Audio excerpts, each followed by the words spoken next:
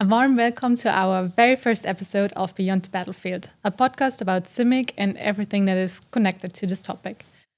We are here at the CIMIC Center of Excellence in The Hague, and I'm Sonja, your host throughout the show.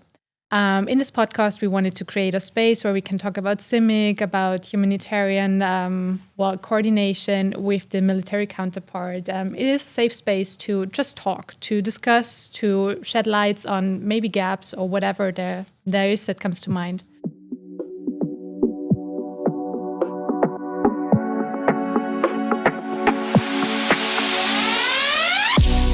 And to start with this, we have to set the scene and discuss CIMIC, what it means, what it is, and what we understand when we talk about it. And for this, I have a very special guest with me, Peter.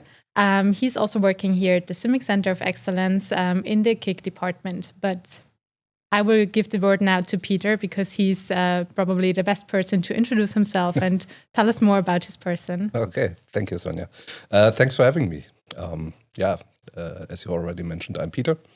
I'm the branch chief of the Concept, Interoperability and Capability branch. That's the first thing that we have to clarify in the podcast, what that means. I'm working here with the CIMIC Center of Excellence now for more than 2 years. I'm basically responsible for the development of civil-military cooperation on the doctrinal level and the conceptual level for the alliance. Okay, so when you heard first about CIMIC, what was your initial thought about it? Oh, this is something what good guys are doing somewhere abroad. That was my first initial thought. And that was based, of course, on education I got. Because when I attended some courses at the Staff and Command College, for example, in Germany, then CIMIC was always a thing. Okay, this is part of an operation. It's a tool for a commander. He can convince people, especially civilians. He can talk to humanitarians, something what was abroad, but not a basic fundamental thing for military work, so to say. So you got introduced to CIMIC during all of those courses, I guess, or did you have connections before as well? No, never. Okay. I served 4 times abroad on mission, and always when I served abroad, there was a connection between military actors and non-military actors. For example, I served once as a liaison officer to the UN police in Kosovo. But I wasn't a CIMIC officer or something like that. I was a military police officer. So that was basically also civil-military cooperation, but from a different lens or through a different lens. So to take the point that we are talking about a function, a military function, that came later. Mm-hmm. So what made you join CIMIC in the end? If you had kind of no previous connection during your courses or anything, what made you decide to join this special group of people talking to other people? I was curious because after my general staff course, there was the opportunity to join the multinational CIMIC command in Nymburk. And they created at that time a new post for a young major to have a deeper dive into CIMIC and to do some CIMIC stuff over there. So I was curious. That was the first part. The second part, what is also part of the route, is that I also lived in the area of Nymburk, and so both topics came together. And then I joined the multinational CIMIC command, and I got the task to develop an exercise for civil-military cooperation. What was at that time quite a small exercise. It was the joint cooperation exercise.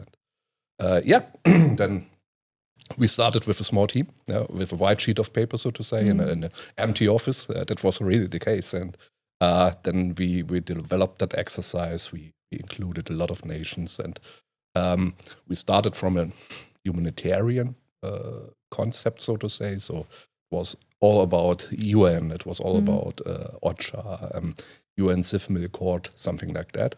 But that developed through the years then to a different approach, so to say.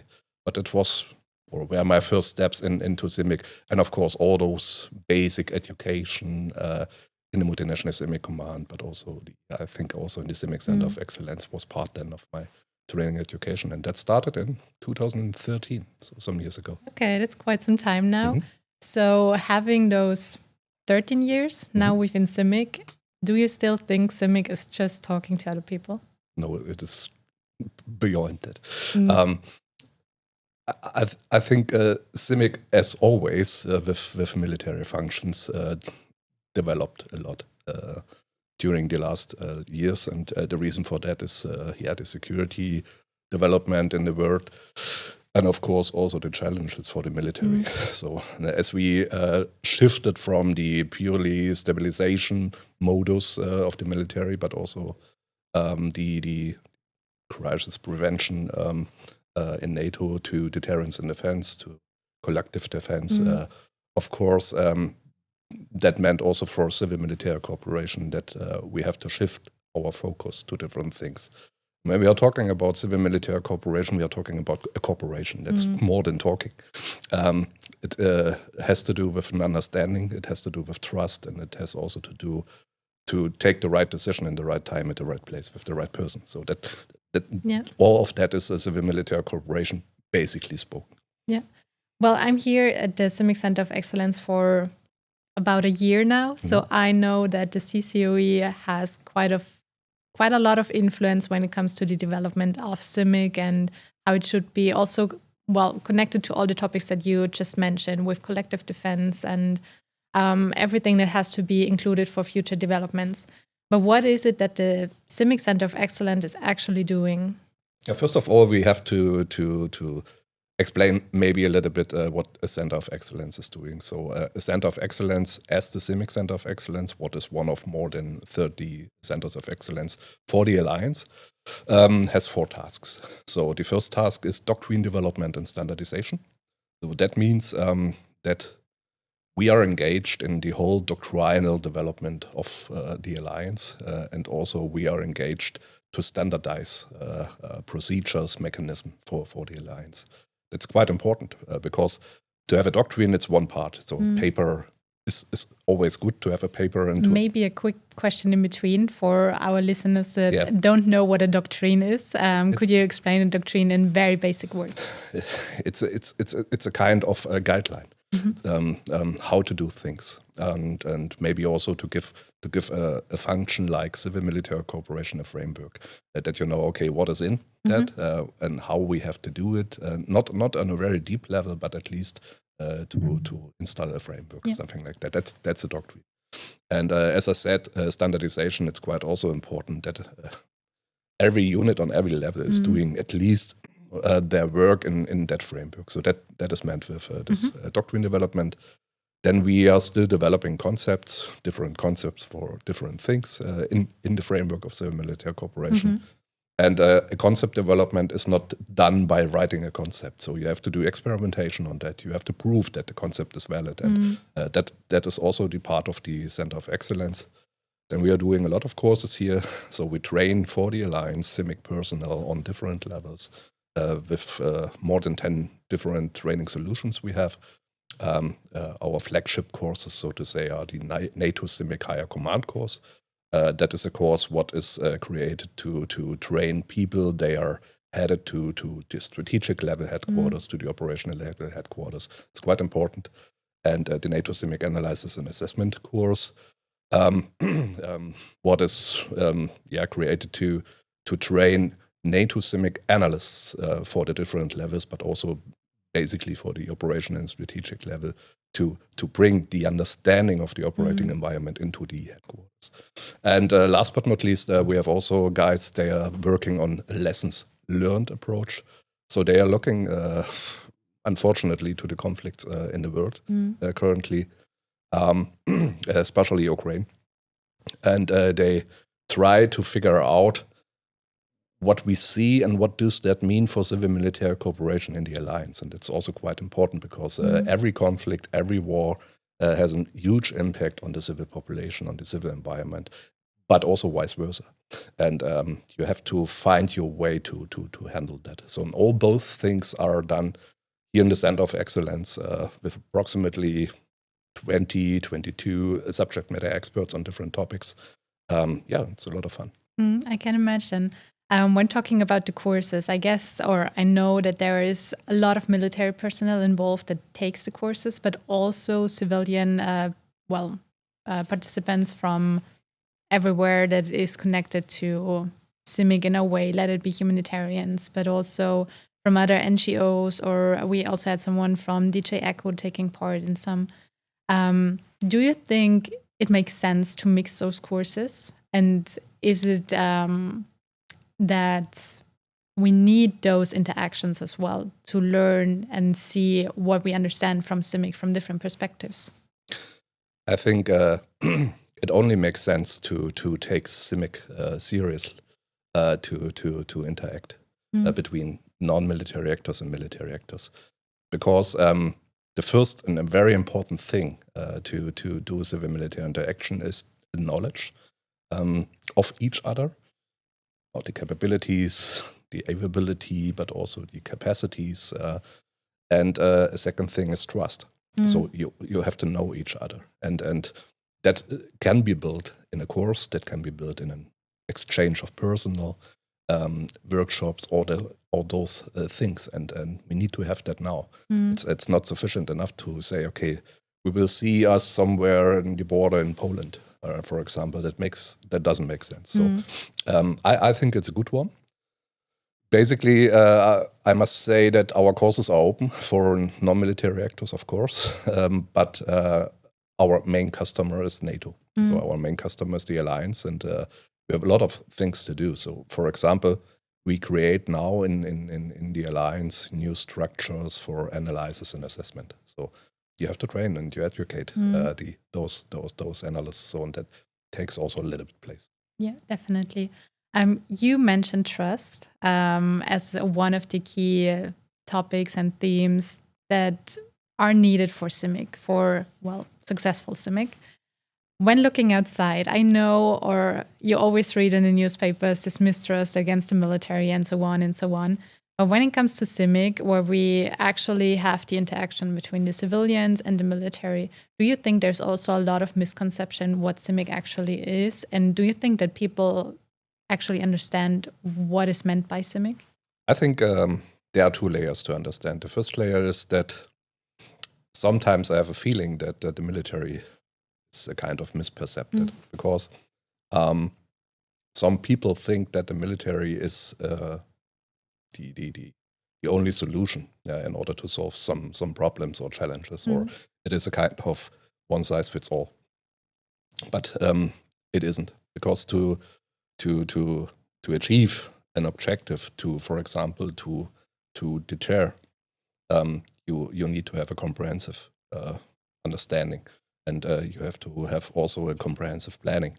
What means that you have to integrate civil plans, you have to align the civil plans with the military plans in order to achieve objectives like, for example, resilience through civil preparedness, but also to have an alignment on every level, for example. It's the first, I think, valid point to understand. And secondly, people also sometimes have a misperception that CIMIC is something better than others, for example. So that are the good guys. They are talking to people and then the problem is solved. Yeah. So that's not happening. So because CIMIC is a military joint function. And a military joint function fulfill military tasks, military activities. So we are part of the military with civil military cooperation. And at the end of the day, we achieve military objectives. And that is quite important to understand, because without civil military cooperation, without the understanding of the very complex civil environment, you will fail. Because everything what we do with the military is connected to the civil environment, is connected to civil plans, is connected to preparedness, for example. And therefore, that misperception is sometimes there, also in the military, by the way, not on the outside. But I think we are headed to a better understanding also inside and outside the military, in order to bring that a little bit more in the awareness of everyone, that without this civil perspective, you cannot deter, for example. It's nothing to do with civil military cooperation on a tactical level or something like that. It starts on the strategic level, understanding. As we do have another episode about resilience, I don't want to focus on this topic too much now with my question. and will focus more on the point of changing the perception of the outside world. I know the CCOE is doing a lot when it comes to this by interacting with academic partners, with the private sector and so on. Do you think this is something that actually helps in changing the perception in the outside world? I think it contributes because the CIMIC Center of Excellence is just one body. Yeah. We can do a lot here in The Hague, in the Netherlands, and we are doing a lot, of course. But that will not change overall perspectives. That's not feasible, so to say. The thing what we can contribute is to build a bridge. So we have a huge academic network here. I would say executed, but also made by our academic advisor, what we have here in the CIMIC Center of Excellence. And that academic network is nothing what we can use sometimes. It builds a kind of platform for the CIMIC Center of Excellence because, as I said, we are approximately 22 subject matter experts doing a lot with courses, a lot with lessons learned, a lot with the whole development of CIMIC. That's not sufficient to do so because we are not able to do a deeper research, to take the time for more than 1 year to figure something on a deep dive base out. So that is a big advantage to have that network. But it's more than that. It's also the liaison network behind. And once you get some new partner in your academic network, you get 50 others because of their network. And it's the same with the private sector. The private sector is quite important. When we are talking about multi-domain operations, for example, what is that? Multi-domain operation at the end of the day is the understanding that we operate with the military across different domains, like the land domain, maritime, but also air, but also cyber and space. And especially the last ones. So cyber and space are domains where private sector companies, private stakeholders have a big word in it. And that means you have to connect to them. You have to as I said, to build a bridge, you have to build up trust. And you have also to understand that a private sector company is completely different to an academic partner, completely different to a humanitarian partner. So that are different, I would say, boxes, so to say. All those stakeholders have to be connected, but not without purpose. You have to connect them if that is needed for your, I would say, objective, for example. So that means also that you have to understand who is there in the civil environment, who's important, who is not that important, who's important for my mission, and who should be in my liaison network, who should be in commander's awareness, for example. And that understanding has to be done by civil-military cooperation, especially the analysis behind that. True. Coming myself from the private sector as well, before starting here within the CIMIC world, it's super important. And I know that there are the same goals of interacting and, well, having this one main goal of being prepared in case of crisis or something. Yeah, but I think there's a big difference. We are used to prepare for something. I think private sector has a different approach. Private sector has sometimes, or maybe always, to generate profit for their own customers. And that's a completely different game, so to say. So I cannot imagine that a private sector company will wait for us. No, definitely not. So to be integrated in our plans. I don't believe that. No, is they the will case. have their own plans. Yeah, exactly. And that's why it's important to coordinate and interact with each other. And I think that's what we're doing here and building up now with the network of academic advisors, private sector, representatives and so on. So I think it's a really good thing what we're doing here also when it comes to the multi-domain operations and just in general being prepared and also covering the topic of resilience and all of that. Yeah, but we are not the only ones. They are doing that. A lot of people in the military, in the headquarters, are doing this civil-military interaction. So they interact, of course, with their own partners. But at the end of the day, someone has to coordinate that, or at least has to understand, or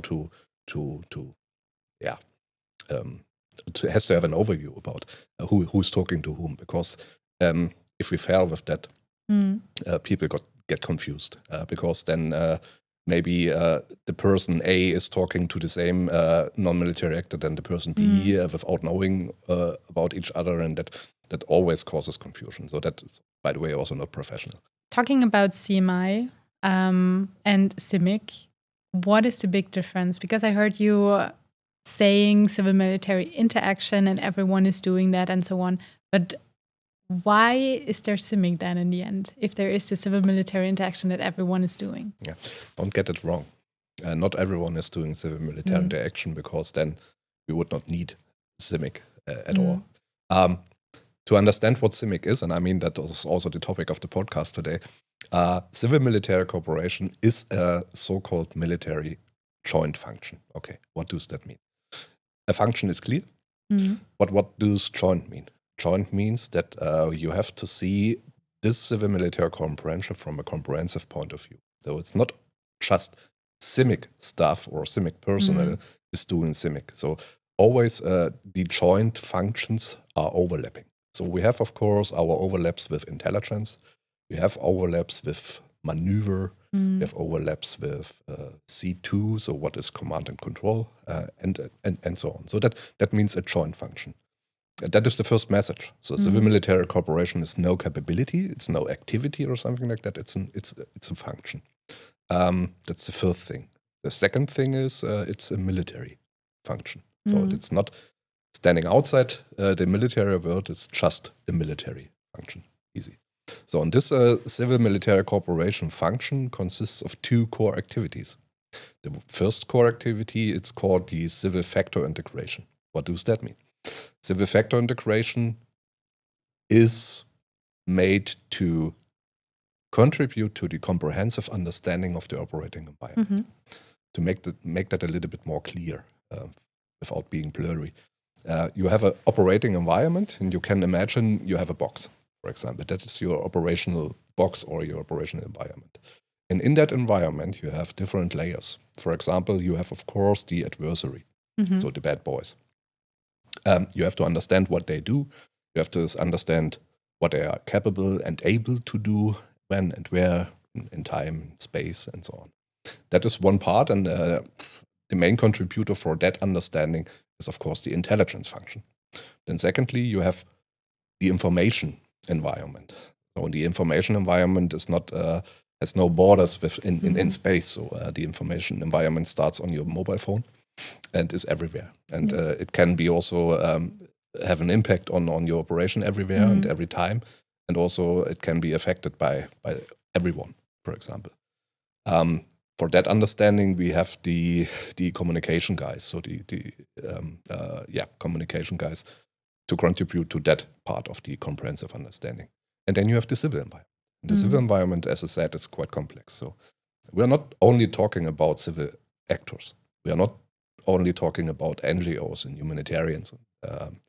We are talking about infrastructure. We are talking about social factors. We are talking about, for example, political mechanism and so on. So everything what is in the civil environment. And this understanding, with civil-military cooperation, we contribute to that part of the comprehensive understanding of the operating environment. So you have that box, and everyone is doing something to increase the understanding, to figure out, okay, what factors are quite important for us or not. And that is meant by the joint function and the civil factor integration. So that's our contribution. That is, of course, something what a civil military cooperation officer should do.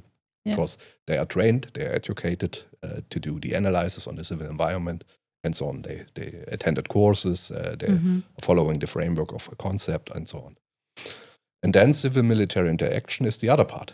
So it's now we have to do something. We have, for example, to do liaison with some actors in that environment, or we have to engage people, or we have to cooperate with a private sector company and so on. And both core activities are interdependent, because without the understanding of the civil environment, you will fail with your civil-military interaction. And therefore, you can say, okay, civil military interaction can be done by non-CIMIC officers, that's true, but it's always based on the civil factor integration made by CIMIC staff. And that's quite important to understand. So the basic statement that CIMIC is something for everyone is strictly wrong. Okay. So you mentioned a lot of tasks that are connected to CIMIC now. So how would it look in a day-to-day business?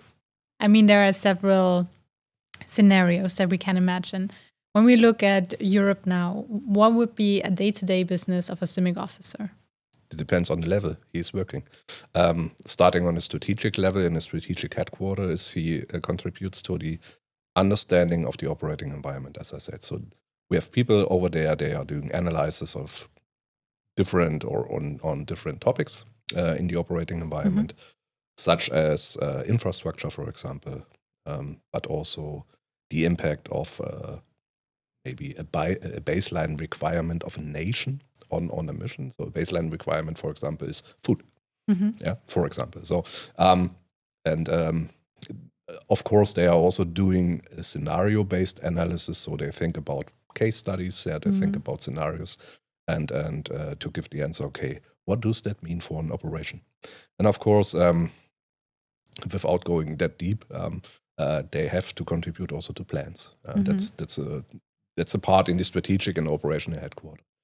On a tactical level, for example, they are doing courses, but also they train, they exercise.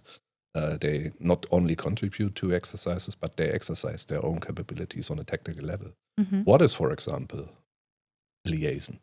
What is, for example, engagement? And for engagement, you have to have this capability to talk to each other, to build trust in a eye-to-eye conversation, for example. That's what they do also at the same day. So if CIMIC done right, could you say the normal citizen would not recognize anything? They wouldn't see any military personnel walking around or something because it's all in the background. It's pulling the strings, coordinating, planning, keeping an eye open for the analysis and all of that. I think it's an interesting question because you tackle a little bit also the communication bit. First of all, doing everything in the background is quite nice, but nobody will recognize there is something what is ongoing. And to increase resilience of a society means that you have to talk to the society. You have to prepare your society that something is happening, and you cannot do that from the background. So the question is that a task for the military, or is it a task from a different lens, so to say? I think we have to explain, and I mean that is also something what we do now. We have to explain what we are working on, and we have also to explain what the purpose of that is, what we are doing every day. And that's quite important, because other than that, people will always have this misperception we already talked about, that it's the military, they are doing some fancy stuff, but I don't know what they do, it's secret or good. So I think the communication through the people is quite important. Well, me as a former intern here, I think it's also super interesting to get the look behind the scenes, having the communication, seeing what is actually going on, to take all the knowledge that I gained to bring it outside, to understand more what is going on and so on. So I think what the CCUE is doing with the interns here, involving them in the task, in the planning, in doctrinal development, I think it's a really good thing and contributes to the communication to outside and actually tell and show what CIMIC is doing. So yeah, that's an interesting point of view. I never saw that from that. It's not the purpose to have an internship here in the CCUE to explain to people what we are working on. I don't think so. I Probably think not, but it's an underlying cost that comes with it. It's maybe an effect, Chief. Yeah, but first of all, the interns they work within the CCUE are handpicked. So of course, an internship in a CCUE means you have to bring in your expertise you gained maybe in a research phase or in your studies, for example, but then also to produce some outcome. And that's quite important, because I think, and that would be my approach to see, we invest in the future. because if I have an intern here, I'm pretty sure that woman or that man will be somewhere in the future a potential partner of the military, and that's the first step of civil military cooperation, to build up that from the scratch. But that would be my approach. Yeah, no, I understand, and I think in general, having interns is super beneficial, and also helps with maybe work on the misconception a little bit when it comes to the outside, and they spread their knowledge and experience, and hopefully then we go further.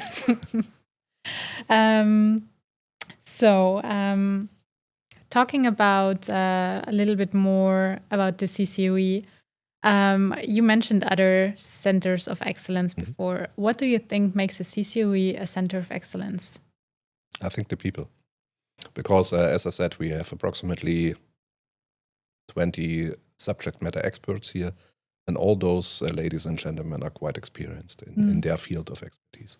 So to give you an example, I have one Hungarian colleague. He's our expert on resilience, and he knows a lot about that.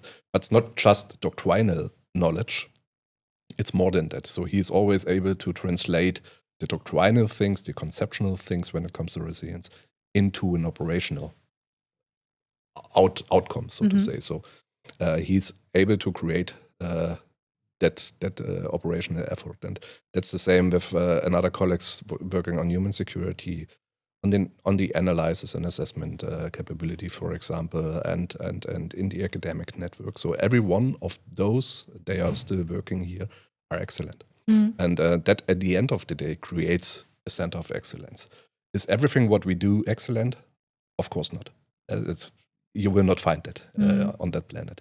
But at least the I would say the demand to do so, and to help the alliance, to help our customers to have better solutions in their hand.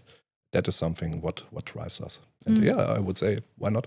Yeah, because I got this question recently as well, if I believe that the Center of Excellence deserves the title of the excellence.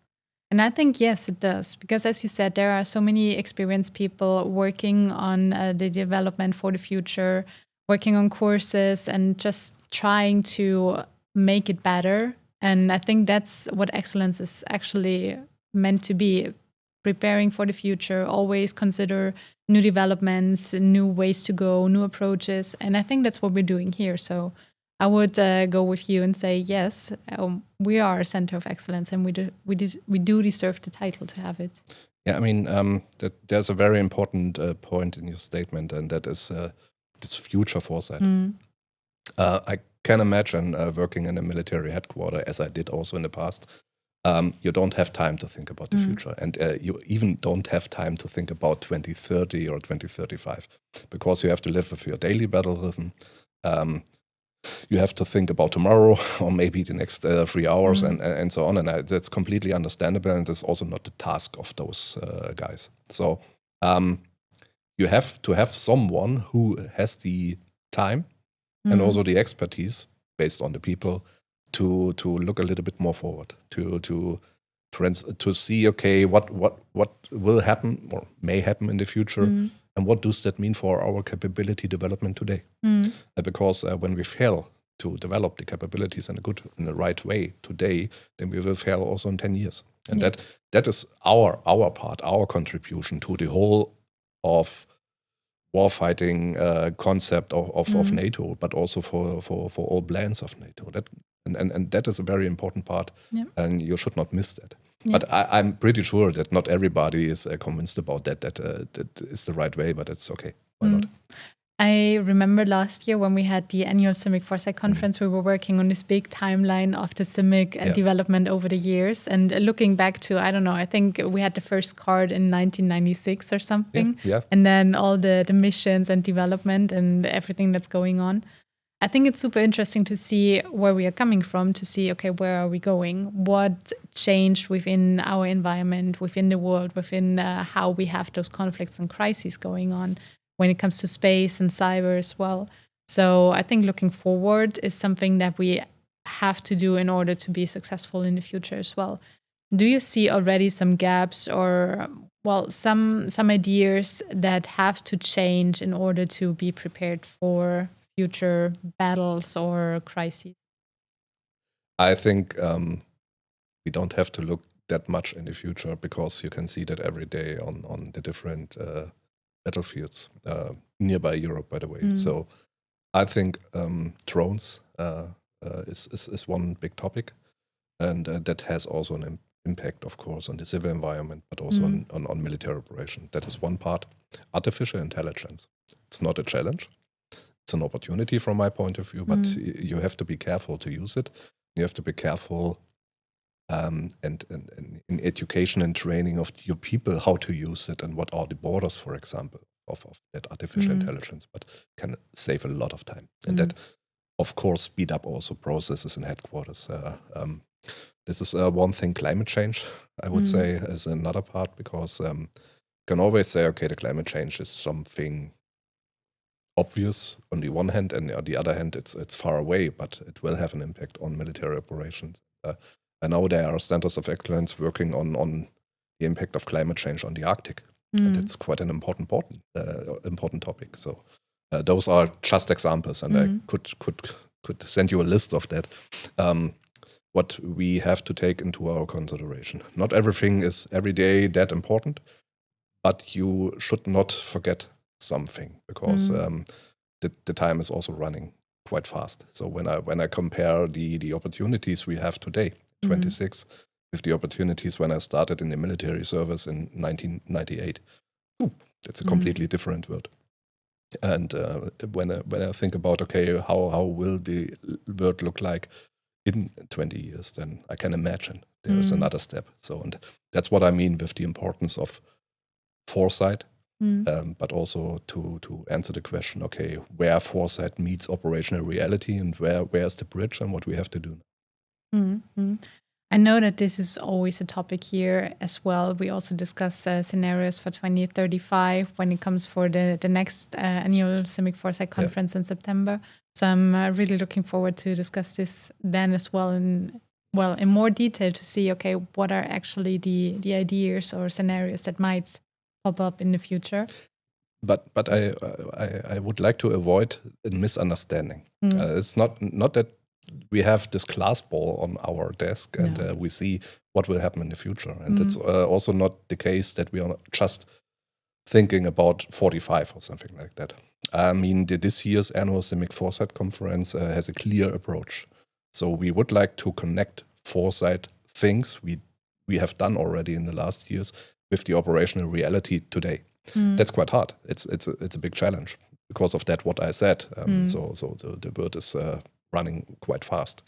But we have to connect it because sometimes I have the gut feeling that if you just or only think about 45, then you will miss something, what will happen tomorrow or the day after tomorrow. So, and this connection is quite important. So what we would like to do this year in the conference is to bring experts from operational reality together with experts from foresight in order to connect to each other. To give you an example, you can do a lot of foresight and you can deliver a lot of foresight products. But my question always is, okay, what foresight product is needed by a military decision maker today? So what do they need? So and it's the easy solution to come up with an answer, ask them. So we will bring, for example, decision makers on panels or in breakout sessions to give a clear guidance, okay, this is what I need. And now future foresight analysts deliver me what I need. But on the other hand around, the other side or way around, this is also the case that a decision maker has to ask the right questions. So, and that's what we would like to achieve this year. Yeah, sounds super interesting. And of course, we will hear more about it when it comes closer to the event. I hope so. I also know that there will be a session on CIMIC skills and capabilities. And I know that we have an episode planned with our academic advisor talking exactly about this. So there will be a lot coming up within the podcast as well. Also coming back to you mentioning the climate change, it will be also a topic. So I know there is a lot coming up from what we were talking about now and what is planned for the podcast. So everyone, just stay tuned and you will hear more about CIMIC in different environments and domains. But for this episode, just to look back on what we discussed, what is it that you think should our listeners keep in mind or take away from this episode? First of all, CIMIC is no rocket science. So this is nothing what is complicated to understand. Sometimes when I talk to friends and I explain a little bit what we are doing, then my friends always say, but it's obvious. Of course you have to cooperate. Of course you have to talk to each other. Of course you have to build up trust. That's the basic understanding of human behavior. So sometimes I'm a little bit curious why people think, okay, you have to write such a book about civil-military cooperation. But of course there are different organizations with, of course, different mindsets, with different directions, and also with different objectives and aims. And that's the reason why we need something what opens the door between the worlds, between the military world and the civilian world.